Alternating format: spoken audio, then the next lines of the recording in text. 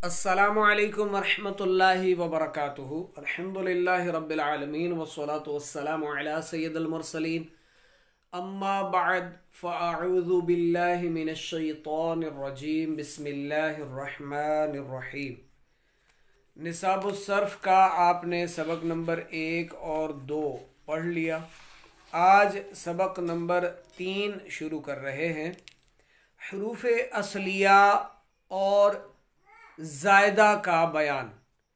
किसी कलिमा के मादे के हरूफ को हरूफ असलिया कहते हैं और उस कलिमा के मादे के अलावा दीगर हरूफ जो उस कलिमा में होंगे उन्हें हरूफ ज़ायदा कहते हैं।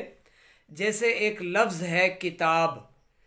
किताब में काफ ता बा असली हरूफ हैं और अलिफ इसमें ज़ायदा हर्फ है, अलिफ इसमें ज़ायद है।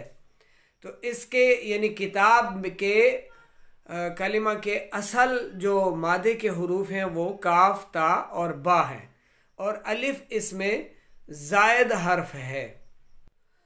और जैसे अकरमा एक लफ्ज़ है जिसका मानी है ताज़ीम करना, तो इसमें काफ रा और मीम इस लफ्ज़ के जो है वो असल मादे के हरूफ हैं और इसमें अलिफ जो है वो ज़ायद हर्फ है। इसी तरह सिराजुन, सिराजुन में भी सीन रा और जीम जो है ये असली हरूफ हैं और इनमें यानी इस लफ्ज़ सिराजुन में अलिफ जो है वो ज़ायद हर्फ है। और नीचे दो लफ्ज़ लिखे हुए हैं जैसे ज़लज़ला यानी जिसका माना होता है हिलाना, और जहमारिशन बूढ़ी औरत। तो इन दोनों नीचे वाले दोनों जो लफ्ज़ हैं अल्फाज, इन दोनों के हरूफ असली हैं। ज़लज़ला में भी चारों असली हैं, कोई ज़ायद हर्फ नहीं है, और जहमारिशन में भी पांचों असली हरूफ हैं और कोई ज़ायद हर्फ नहीं है। अब ये भी याद कर लेते हैं कि वो कौन से हरूफ हैं जो ज़ायद हैं और असलिया के साथ कहीं कहीं आ जाते हैं। और वो जो ज़ायद हर्फ हैं उनकी तादाद है 10। कितने हैं? 10 हरूफ ज़ायदा। हरूफ ज़ायदा की पहचान के लिए एक तरीक़ा है। इसकी पहचान के लिए सबसे पहले उस कलिमा का वज़न मालूम करना ज़रूरी है। वज़न अगर मालूम नहीं होगा तो फिर हम उसके जो उस लफ्ज़ के असल मादे के जो हरूफ होंगे वो हम नहीं पहचान पाएंगे। सबसे पहले उन्हें पहचानने के लिए कि उस लफ्ज़ के जो मादे के असली हरूफ हैं वो कौन से हैं, तो इसके लिए हमें सबसे पहले वज़न मालूम होना ज़रूरी है। सर्फियों ने कलिमे का वज़न करने के लिए बतौर मीज़ान हमें 3 हरूफ दिए हैं, 3 हरूफ का इंतखाब किया है, फ़ा, ऐन और लाम।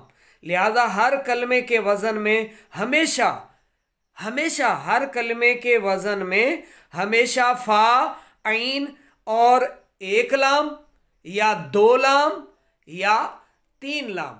ये सामने मैंने लाम के साथ जो है वो या 2 लाम और या 3 लाम लिख दिया है।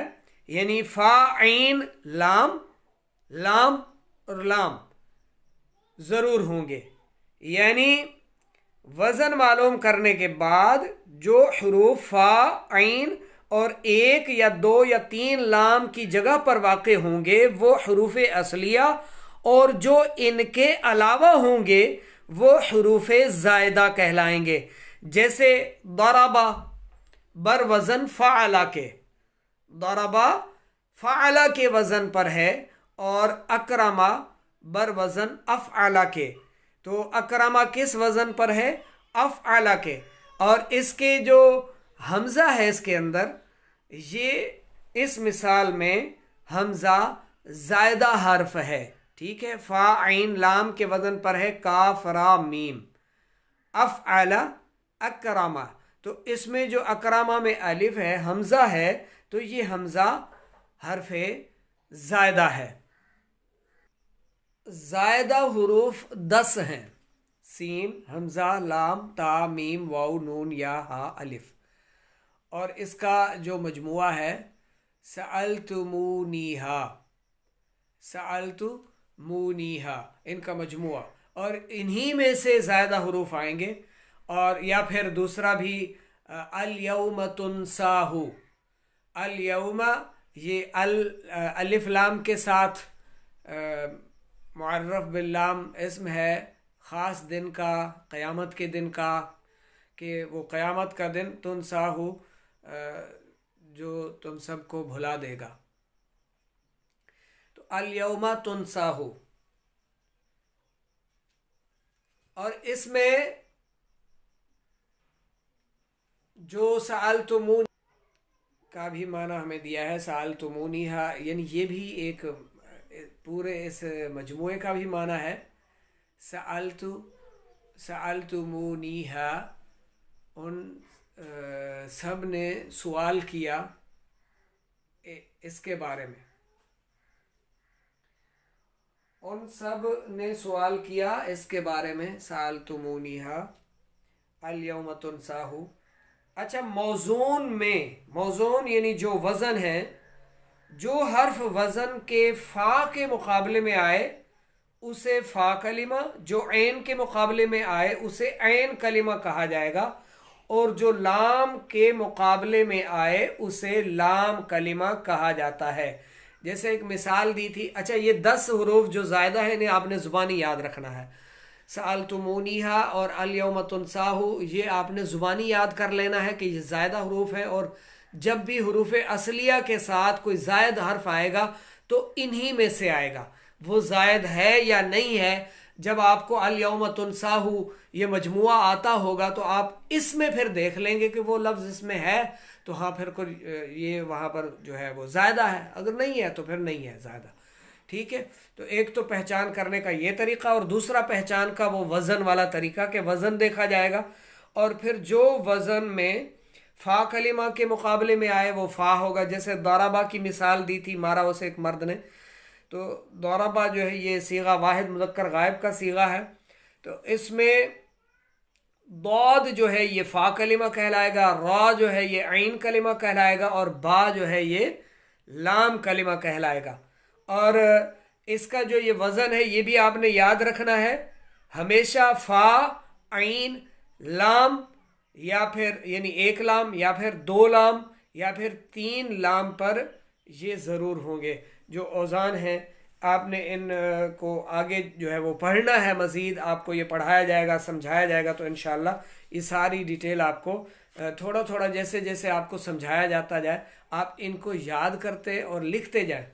अगर लिख लेंगे तो फिर ये आप कभी भी फिर उठाकर देख सकते हैं, जब आपके टेस्ट आते हैं, पेपर होते हैं, तो आप इनको फिर दोहरा लेते हैं। अगर लिखेंगे नहीं तो फिर नहीं, कुछ भी नहीं कहा जा सकता कि आप इन्हें याद रख पाएंगे या नहीं। हाफ़िज़े आजकल बहुत कमज़ोर होते जा रहे हैं, तो लिखने के ज़रिए यानी लिखने के साथ इल्म को क़ैद कर लिया करें, लिख कर इल्म को क़ैद कर लिया करें, अपने पास महफूज कर लिया करें।